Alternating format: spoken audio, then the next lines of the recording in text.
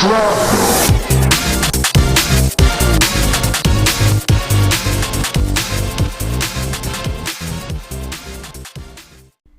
guys, Craig here from Film Shrapnel. This time I'm doing a quick review of The Righteous Gemstones. I've almost finished season 3 and I really like this show. It's a comedy about a televangelist family that has a megachurch in the southern US. Now initially I was hoping it would kind of be a bit more hard-hitting, a bit more critical of religion and megachurches, but I still quite like it as it is. It's basically really about 3 spoiled adult children who are about to inherit a church. The show is created by Danny McBride, so you can kind of guess the type of humor. You know, he leads the show and everything, and you know, if you've seen Vice Principals, he's Bound and Down, you know exactly what kind of humor we're talking about. But what I really like about this show is that McBride doesn't really make himself the center of attention. And it's also kind of a bit of an odd mix sometimes. In its heart, it's really a comedy, and it's quite in the vein of Danny McBride's other stuff, but at times it gets very serious, and it's a quite unusual mix because it's very silly humor sometimes, and then you have this very strong seriousness here and there. So apart from that, I really quite like as well is that McBride doesn't make himself like the only person. You get a lot of Walter Goggins in this show, and John Goodman is also in this show. He's the patriarch of the family, and both of them really outshine. Like Walter Goggins, every time he's in a scene, he just steals it, man. It's like really hilarious.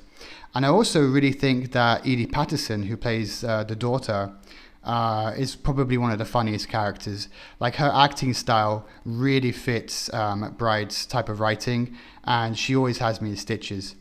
What I also think about this show is it reminds me a lot of Succession, if you guys have watched that.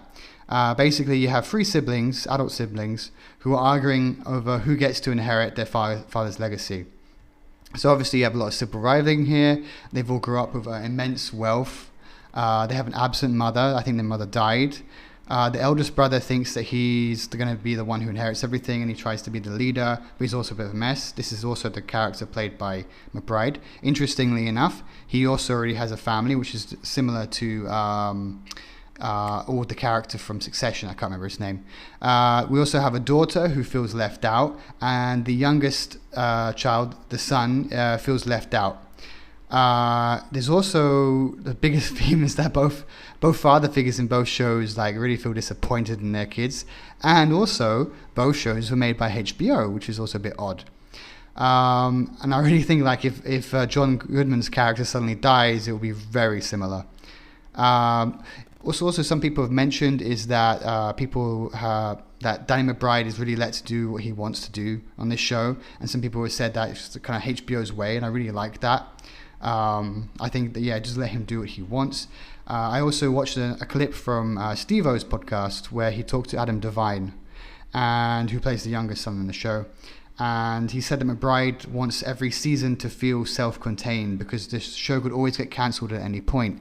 And so you always feel that the show has a beginning and end narrative, like this its own story happening within perhaps a bigger story, but a bigger story is basically who's going to inherit this church in the end. And sometimes that does get a bit tiring. Feels like they're inventing a new problem with every season, and like it just feels like where did that just suddenly come from, and then all of a sudden it's resolved and then we go back to normal. But maybe some people like that. I don't know. It's a half-hour show, comedy. What more do you really want? Also worth mentioning, there's some odd, sometimes odd de-aging effects happening with John Goodman's character here and there. There are a few flashback episodes and flashback scenes where they make him look incredibly young. Initially, it didn't look too good. It looked a bit jarring, but I think they kind of improved as they went along. You also notice that John Goodman lost a ton of weight in this show. And also another thing, there are flashback episodes here and there, and I do feel it's a little bit tricky to believe the ages of the characters, but maybe that's just a minor thing. Anyway, that's my 4 and something minutes review of The Righteous Gemstones. If you want something funny to watch for half an hour, there you go. Thank you.